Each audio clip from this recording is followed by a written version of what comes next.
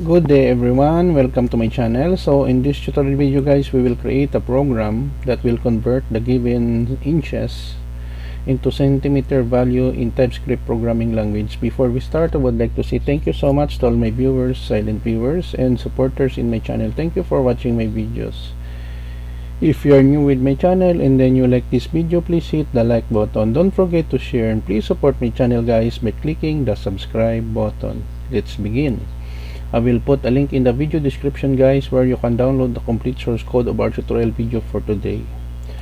Okay, so we have here machine problem. Write a program that will convert the given inches value of 6.71 into centimeter equivalent and display the results on the screen.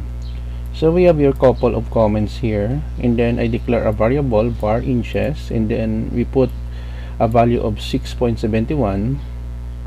In this line of code we are converting to centimeters, so let's cm assignment statement equals inches. We just only multiply by 2.54.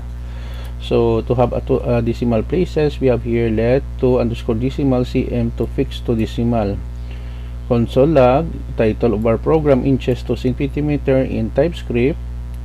Inches plus inches centimeter is equivalent is 2 decimal centimeters to display the result and end of program, which informs the user that the program has been ended.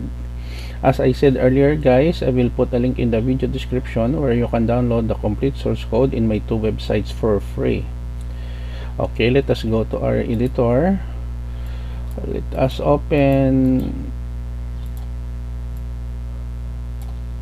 the terminal window.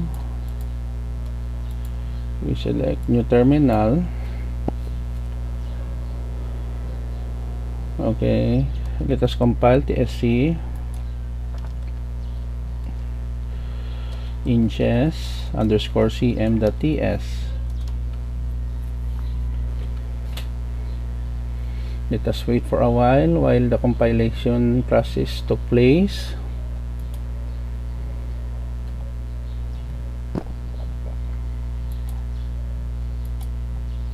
Okay, and then to run we use node inches underscore cm dot js. Okay, we have here the output inches to centimeter in TypeScript 6.71 inches. The centimeter equivalent is 17.04 centimeters. End of program. Okay guys, so this is the end of our tutorial video on inches to centimeter in TypeScript programming language. Thank you so much guys for watching. I hope that you have learned something new in this tutorial video. Don't forget to like, share, and please support my channel guys if you are new by clicking the subscribe button. See you in the next video tutorial guys. This is your friend Jake saying bye bye for now.